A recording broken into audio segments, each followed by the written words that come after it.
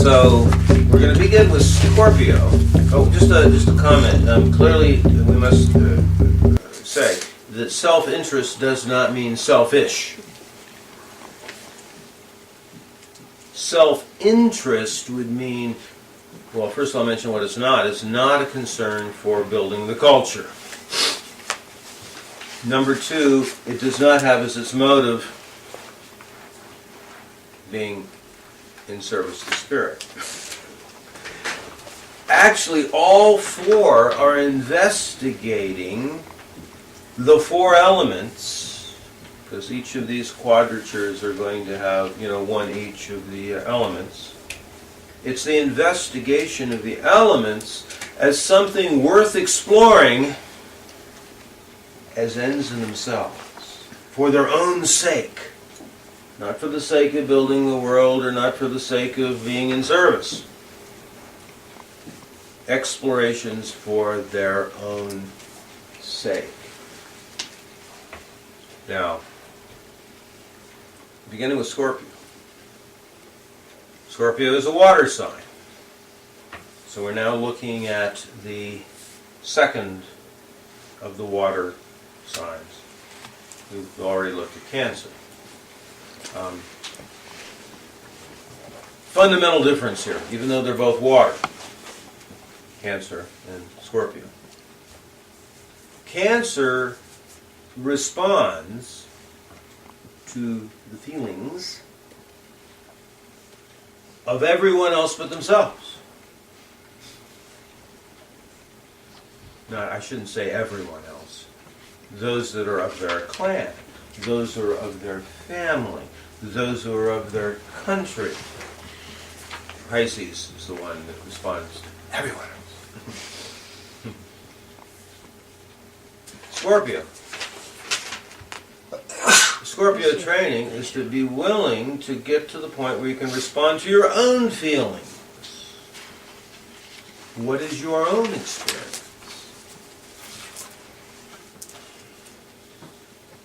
So therefore, it's actually an investigation of aliveness.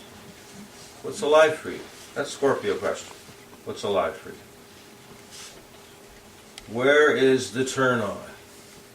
What activates in you? Scorpio training. Say maybe in Scorpio training there's Scorpio 101, Scorpio 102. Scorpio 101, the development of a strong will, personal will, including your own boundaries. The Scorpio is not the only mystery school that is about developing one's own boundaries, or developing your own will. Most of the ones of self-interest are like that. Taurus does, Leo does. So Scorpio is in that group that's about the development of a will, personal will. But Scorpio 102 is what really makes Scorpio unique. It's about learning to give yourself permission to respond to desire. Now, there are many spiritual paths that would suggest that desire is the cause of suffering. It's actually not that desire is the cause of suffering. Attachment to desire is the cause of suffering. And in fact, in the mystery schools of Scorpio and also Taurus, desire is the engine of creation. If there's an unwillingness to respond to desire, you can't investigate that training. So the development of a will and the capacity to respond to desire. How does that happen? Other things we can say that are really true about the Scorpio Mystery School is that Scorpio is about going to the edge. As a really good friend of mine with Scorpio rising once said to me, you can't really see the edge until you go slightly past the edge and look back. However, if you never ever go to the edge at all, you have no idea what Scorpio is. But also, if you go so far beyond the edge, recklessly so far past the edge, that's just another excuse not to feel. So that's not it either. So it's sort of to hover just past the edge. That's where the aliveness is. The base jumping. Rock climbing. Well, yes, maybe. In my experience, the majority of people who are extreme sports people are more Capricornian. Oh. For them, climbing up the face of the rock is actually safer than you walking across the street out here. They've got it planned out. It's very tricky. You'd think that was the case. Not necessarily. An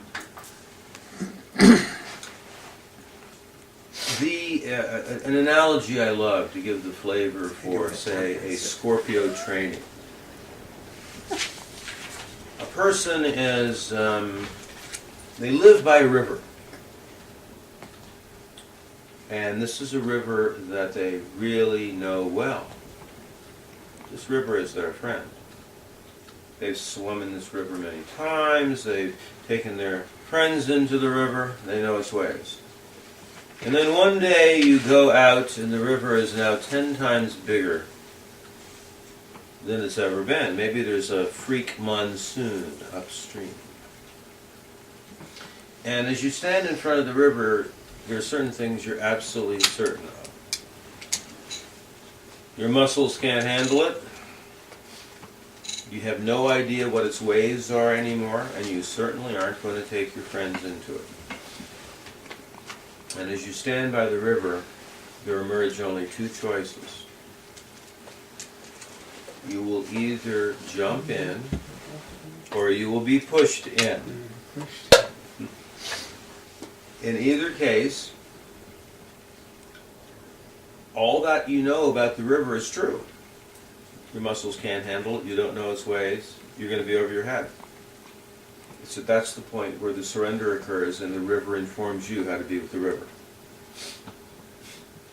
So you can either choose the surrender or there is a forced surrender. But in either case, only the river can instruct you. You can't know how to navigate the river ahead of time. That's sort of the Scorpio initiation right there. And that kind of thing happens to people who have Scorpio rising and they're having a Jupiter transit.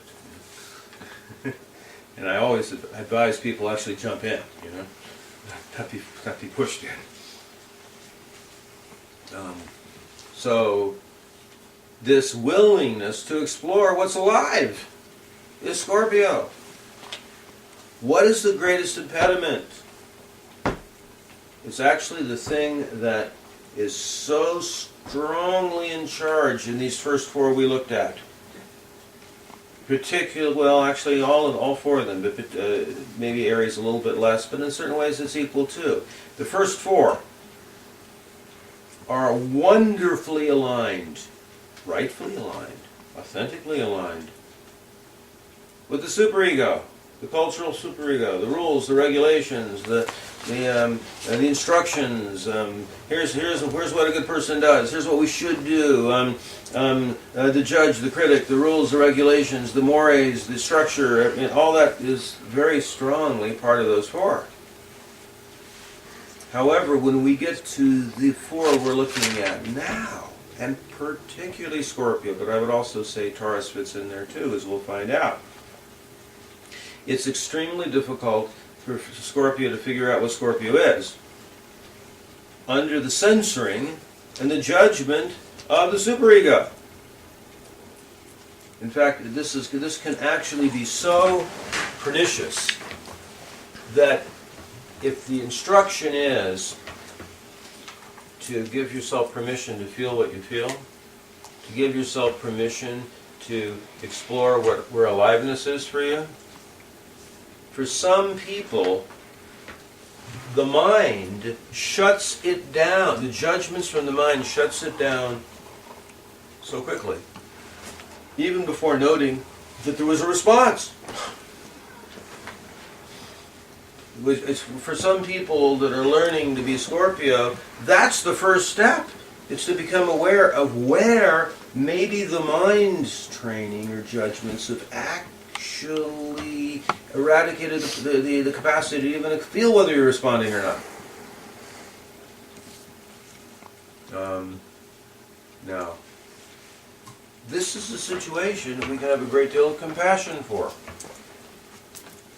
The psychologist Freud wrote a book called Civilization and Its Discontents, where he basically says that there's this very, very thin veneer of civilization, and behind that is the jungle. Where all the bonobos are.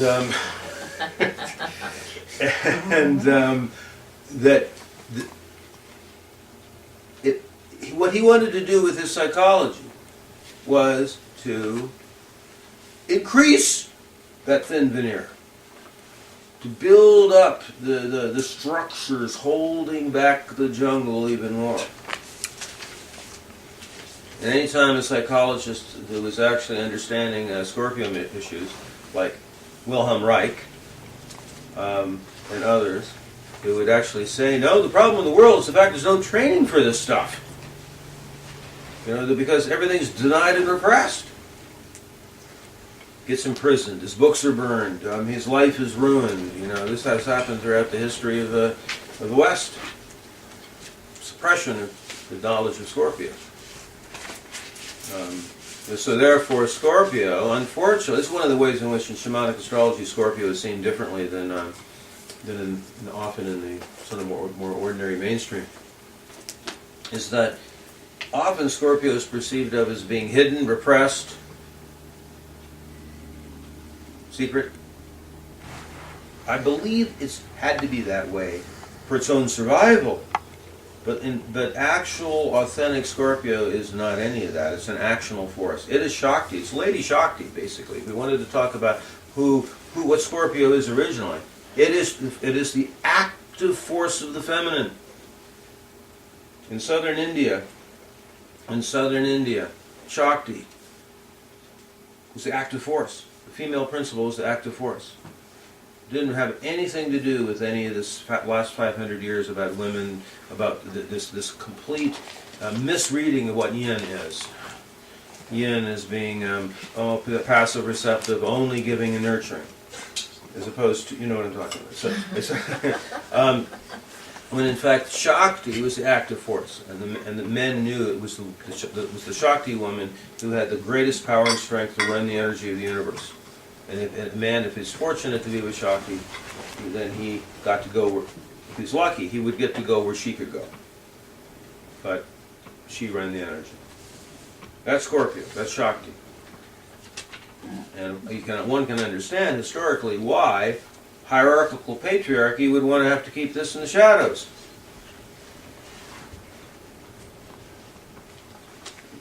Aliveness, red energy.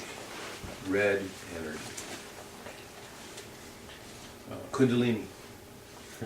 In the history of humanity, Scorpio is almost always found in what are called heterodox traditions.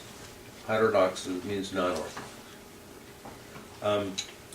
So in India, it would not be yoga. It would be tantra.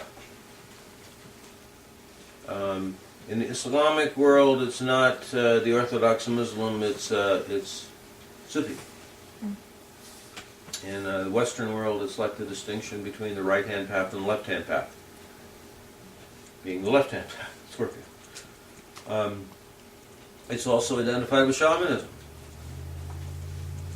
Of all the 12 mystery schools, it, along with Taurus, are the ones that most represent this involution thing we talked about first day. Is one of the things about about what this type of astrology is about, honoring the journey from spirit into matter, down and in. Bringing spirit into matter, into form, into body, into motion, into feeling function, and so on. So Scorpio is mastery of the feeling function.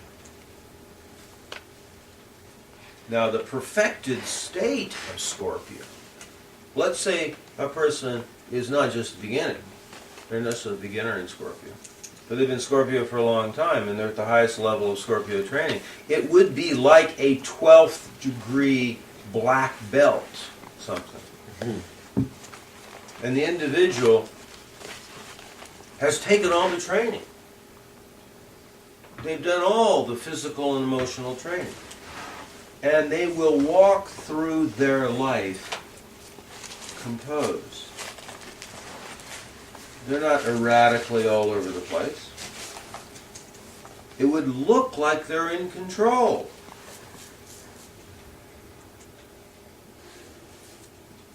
But it's a finished state.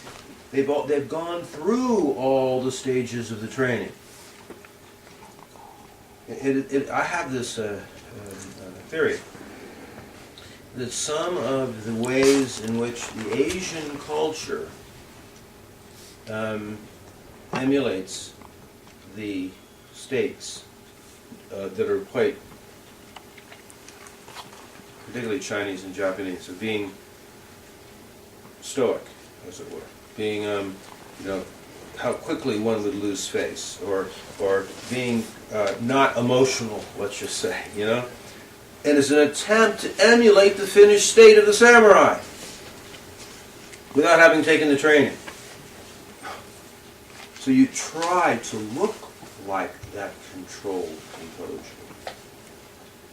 When that's the finished state, that isn't going through all the training, which includes, the passion and the wildness and the going to the edges and so on.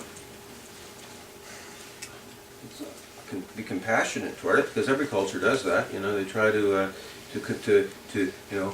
be like Jesus, or different ways of different cultures try to emulate their cultural icons. So the control of Scorpio is a misunderstanding. So the person who is a fully trained Scorpio is not walking down the street causing chaos. But if chaos happens, they know how to be with chaos. They may never have to really do it very often if they're in that finished state.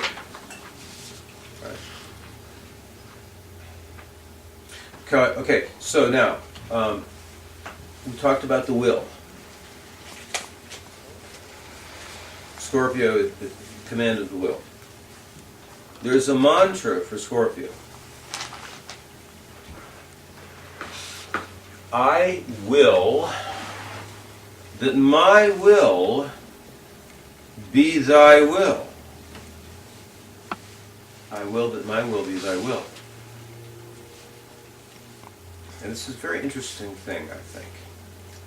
One of the alternate ways of looking at astrology is to perceive each sign as corresponding to a spiritual verity, or we could say that the human journey could be compared to a diamond, and a diamond has many facets, and each facet of the diamond is a particular thing we can learn.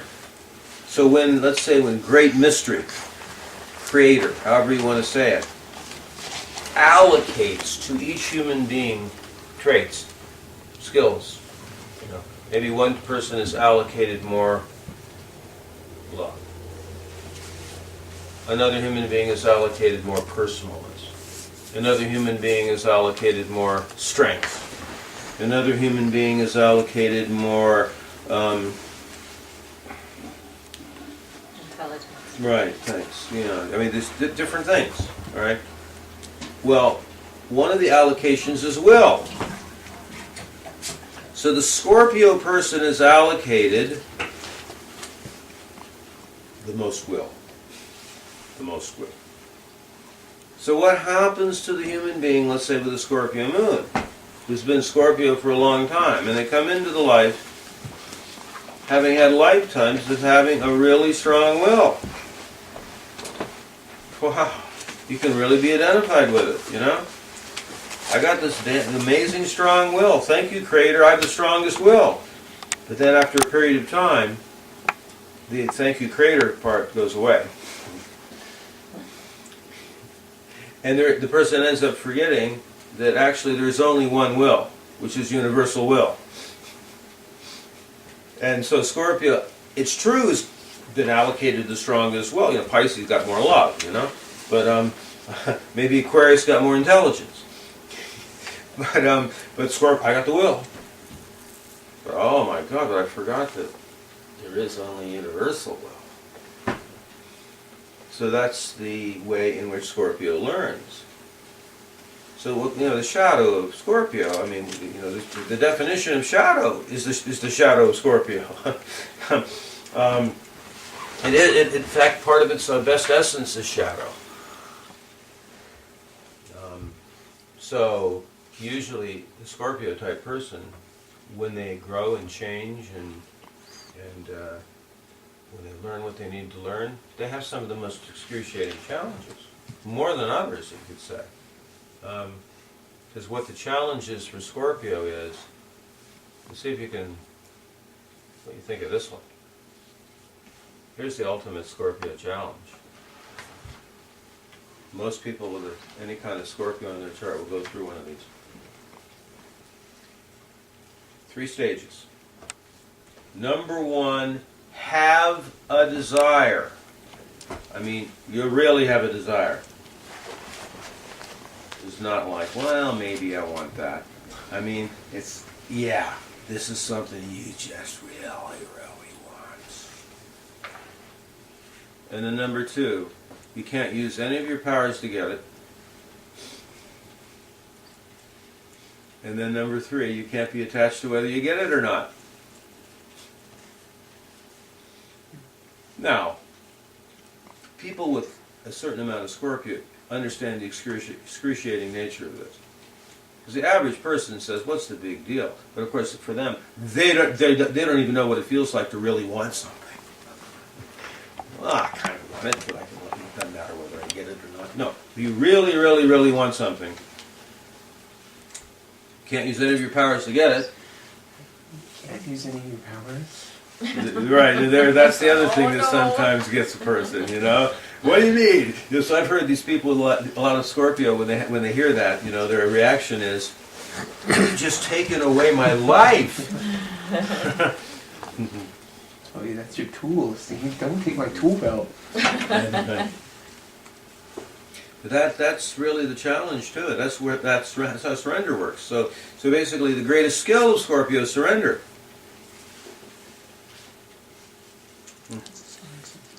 The only way it can actually have happiness is through surrender, actually. Surrender. Oh, those are my tools. It comes back. Oh, okay. It comes back. In fact, in every one of these mystery schools, the thing that you are feeling that you have to give up comes back. Well, and what you're talking about is the initiation into Scorpio, not the end result of being a Scorpio. Yeah. Well, I mean, it's just like Capricorn is really attached to knowing. So the scariest thing for Capricorn is losing their mind. But it does come back. The biggest fear for Scorpio, as you say, is like fear of losing your tools. Well, you lose your attachment to it, it still comes back. Why? Partly because Creator has already allocated the strongest will to you. All Creator's is basically saying, remember that it's only universal will, but by the way, as a human being, you get a strong one. Maybe not as much love. I mean, I'm speaking to Scorpio right now. Okay, so I mean, no one in the history of humanity would have ever said that Scorpio has any connection whatsoever to empathy or altruism. There's no empathy in it. That doesn't mean it cannot respond to turn on. It's not empathy. So we call it centered on self. What's another synonym for the will in this case? Pardon? Will? What about will? I don't know. Will is just kind of abstract for me right now. I will, it's my will, be thy will. Well, no, will is when you focus. It's like there's this capacity to run the energy and to be able to know how things work, move, manifest. Not everybody has to deal with that one.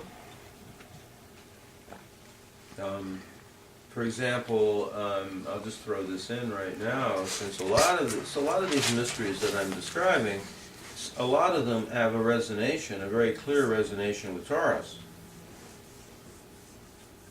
But the difference is that Scorpio is the active force. Taurus just receives. They're conducting it, so one of my favorite ways of describing this is if we think of Scorpio and Taurus, it's like thinking of honey. Honey. Pure, rich, thick, powerful, seductive, sweet honey. Taurus is the honey. Taurus is the honey. Scorpio is the force that seeks out the most remarkable honey. It's its job. It's the bear. I guess, yeah. Right. To seek out the honey. Taurus, all Taurus has to do is get sweeter. And not mind being enjoyed, I guess you could say. Correct me if I'm wrong, but when I think of will, I think of a discipline of the self. Would that be a good way to think of it, or? Well, yeah, actually, when I was using the analogy of the 12th level black belt or whatever, it takes a great deal of discipline to get to that level of mastery. So it is that kind of will. Okay. Now, there in the early stages, let's say a person is a raw, untrained Scorpio energy. It's like will all over the place. Okay. It's just like scattered and it's like in the Marion Zimmer Bradley books. The person who has all the psychic powers, and they go through puberty, and they're just like all over the map. There's no they need containment, they need training, they need focus and discipline.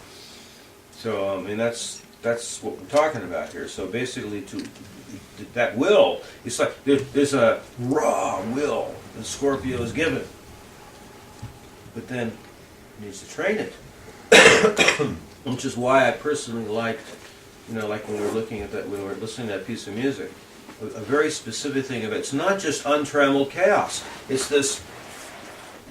It's going intensely to the edge and then backing off, and then going intensely and backing off. It's like getting. Then you're training the will. The whole thing is focused in a way to take it further, without it being completely reckless. So this will is something like psychic will, like law of attraction thing. Like the Scorpio could concentrate on I want this and it comes to you, or if it's in a bad way, you kind of like something like a curse, then that bad thing happens. Could happen, yeah. That's you kind of miscreation for sure. Untrammeled, undisciplined. See, Scorpio is about the energy. I mean, it's this way. Like pure Scorpio may not be particularly ethical. I was saying Scorpio in and of itself is not. It's not empathic or altruistic. It's not a giver. It's really not concerned about the others. It's concerned about the quality of the experience. So there's The this experience it's having, not yeah. what anybody else is having. of the intensity, the flavor, the texture, the depth of the energy itself. It could be said, and this has just come through to me recently, that in these four, they're exploring an element for its own sake. So Scorpio, for example, is exploring passion and desire for its own sake. Now, I mean, being an idealist and believing that there is a reality to what could be called the mammalian heart, that there is an automatic, instinctual, empathic thing human beings have, all human beings. So, I mean, Scorpio is not exempt from that. But it is the case, so I'm not trying to say that Scorpio is by definition lacking in empathy. I'm not. They're a human being, you know. So, like a loved human being is going to have empathy. But when you're investigating Scorpio, that's not part of the training. The training is about the energy as an experience in and of itself, for its own sake. Depending on the rest of the chart, I mean, a person could have lots of Scorpio and Capricorn rising, you know, and so my God, that capacity is there to serve the next 7 generations. But the Scorpio thing itself is not about the service. Yes, Sarah. I'm a little confused. Is the Scorpio energy more about moving out towards the edge, or is it about magnetically kind of drawing in, you know, for their own desires? Or can it be both? Well, both things are happening at the same time, because there's the element. I mean, if we're going to look at the shadow side of Scorpio, there is this catalyst energy to it. You know, so it's like, say you live next to the big river. I guess we could say it's much more likely the monsoon happens to the Scorpio person living by the river. Or it's like, it was not lost on me that when we went out to the petroglyphs last month, the one and only time a rattlesnake showed up was when we had virtually the whole group Scorpio moon or something strong in Scorpio. Mm-hmm. So it's like, did it cause that? No, there tends to be this like an energetic match. Right. Mm-hmm. And usually, then when you're working with a person with a lot of Scorpio, then The wind. you know, the issue is, do you consider yourself to be a victim of these experiences, or do you choose to have them as your medicine? And the advice, of course, is that if a person has strong Scorpio, they choose that as their medicine. They are catalysts. They are designed to push things to the edge. They are designed to feel the greatest aliveness they can. They are designed to explore everything they can feel. And sometimes in the world, then they risk being what's called a shadow magnet. Shadow magnet. You know, rather than shit happens, it's I make shit happen. Mm-hmm. it's pushing things to the edge. Mm-hmm. And sometimes that can be way too much.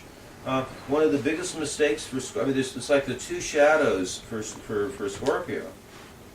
One is the best known one that happens in reality, which is fear of ever getting close to the edge.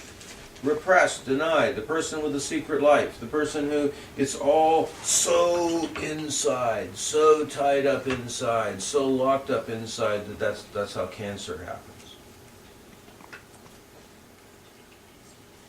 And then the other one would be extreme recklessness. the caricatures of the bad boys, the first guy in high school with a motorcycle, basically I take what I want, exploring the edge, no untrammeled, unfettered by the superego, breaking the rules, and so on. And yet, frequently they're the ones that end up becoming the creative artists, the ones that take things into new territory. I mean, if we're going to look at, say, creative output, Scorpio is very seldom precise. I wouldn't put it that way. It's more about the emotion behind it, the feeling behind it. Seldom would you find, like, Scorpio classical music.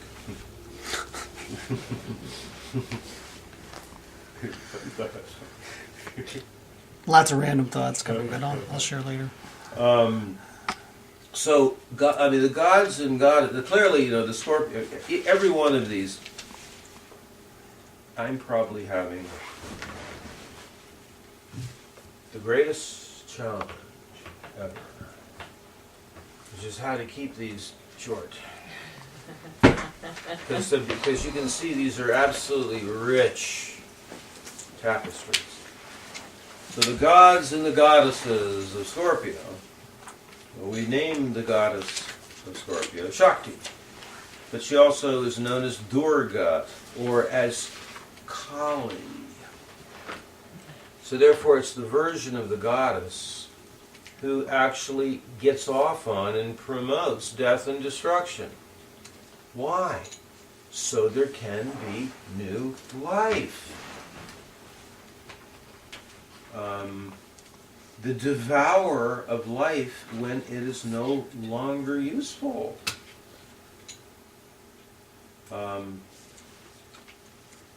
Then she's also in certain ways like Madame Pele. In fact, the alleged water quality of Scorpio is so unlike Pisces and Cancer that one would almost need a fifth element,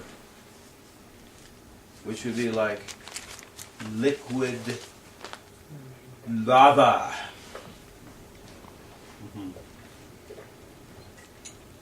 Now, as far as the gods and goddesses, taking this a step further, Cameron and I have discussed this for the last number of years, which is that actually the Greek god Pluto, Hades, generally credited with being the god of Scorpio. I personally, at this point, believe that it's a female deity. That Hades, Pluto, is a later Greek patriarchal invention. That actually there's primarily a goddess for Scorpio. And it's in Sumeria, she was named Ereshkigal. What was she named? Ereshkigal. Inanna's sister, when she went down to the underworld to hang out with to grieve the death of the previous age. And Ereshkigal kills her. Great sister. Very scorpionic. Well, yeah, my sister needs, she's been up in the light and up above the surface for too long. She needs to have the ceremonial called death and rebirth.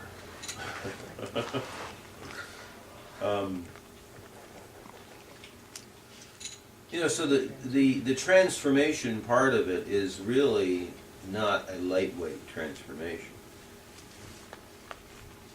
It's not a love and light transformation.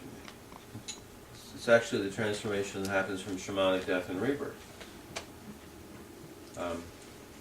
One of the advantages that comes from when a person has learned enough about Scorpio is they never really fear death again.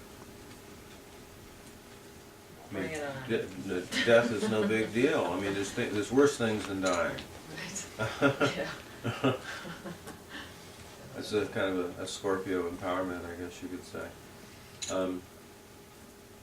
To the gods of Scorpio, these are more these are images that every culture has, like the wild man in the woods, the horned god, the green man, Kerninos, different, they're nature vital deities. Pan is one of them. So if you think of the word Pan, that word gave rise to the words panic and pandemonium. But I want to suggest that panic had a slightly different connotation. Back in those days, if the women went to the oak grove to call in Pan, panic was the state they were desiring, meaning fully excited, fully alive. Just as going to the edge can produce extreme aliveness. When something that you would want to have happen happens, you open the door and there's somebody there sticking a gun in your face, you get alive fast. Different kind of panic. But you're right. So, Yeah. which brings me to one last point on this that I want to say. A key word, the two key words for the Scorpio Mystery School: passion and intensity. But it's interesting about the word passion. Passion is not just our normal superficial meaning about pleasure. Passion also includes stuff like the Passion of Christ. So it's agony and ecstasy. And at a certain point, it's just energy. In fact, the whole point of Scorpio is to get to the point where the mind cannot judge, oh, that's pleasure, oh, that's pain. It's just the full intensity of the energy itself. It's passion. And then the intensity, intensity is a word that if you happen to have a bunch of Scorpio, or if you happen, then you better like the word. It's intended to be intense. Almost not strong enough. Or the Scorpio type person is in a relationship with a person who's criticizing them for being intense, will then be with somebody else. Scorpio's intense. It's the same way, we could say we're going to get shortly to Aquarius. So it's like with Aquarius, you better like the word eccentric. There better not be something that's a problem to have that word, And if you're with somebody who has a problem with eccentricity, then they should be with someone else. Yeah. Okay. So, what are the things I'm supposed to put into it? We did the gods and goddesses, we cover the shadow. We certainly, Vanity? Well, yeah, I've got the strongest will. They really do. Their vanity is that they're not going to ever have a challenge that there isn't a stronger, that their strong will can't handle. But that's exactly the requirement for their own surrender, is that it will have to be stronger. Which is why they have stronger challenges than almost anybody. Was there a question quickly? Yeah. I have to say that Scorpio is one of the hardest signs for me to get my arms around from what I'm coming from.